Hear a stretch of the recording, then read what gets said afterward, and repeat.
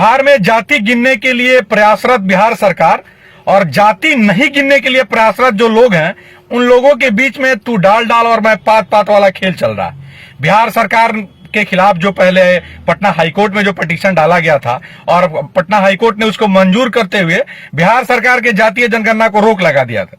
उसके विरोध जो है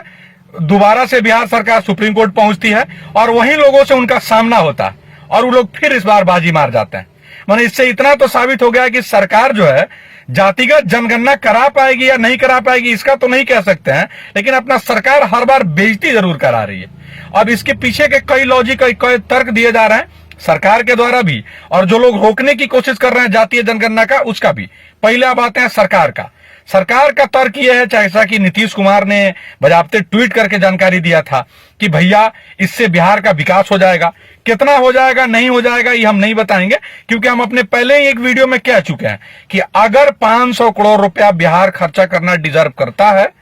उस स्थिति में जहां बिहार अभी भी कहां है आपको पता है, कितना बैकवर्ड स्टेट में है और कितना हम पीछे हैं डेवलपमेंट को लेके, अगर वहां बिहार 500 करोड़ रुपया खर्चा करना डिजर्व करता है तो शौक से किया जाए। और जब बिहार का मुखिया ऐसा कह रहा है कि बिहार इसके बाद डेवलप हो जाएगा और भी हम लोग मतलब डेवलपिंग स्टेट में आ जाएंगे, काफी विकास हो जाएगा, तो ठीक है। लेकिन इसके पीछे एक तर्क बहुत जरूरी है कि आप 500 के बदले 1000 करोड़ खर्चा करिए, लेकिन लिख के दे दीजिए इस बार। यहाँ तक कम से कम आश्वासन से तो काम नहीं ना चलेगा। अगर उसके बाद भी अगर बिहार में स्थिति नहीं सुधरती है तो उसके लिए कौन जिम्मेवार होगा, इस बात को जानना होगा। दूसरी,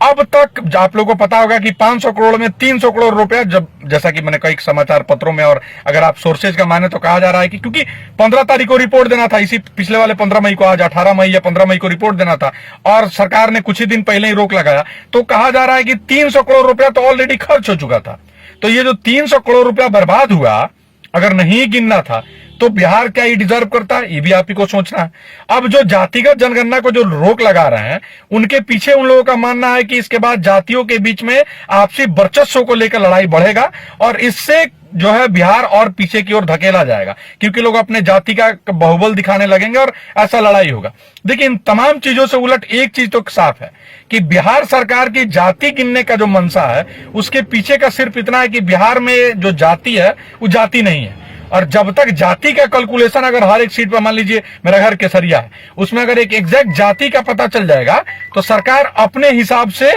उसको जाति के हिसाब से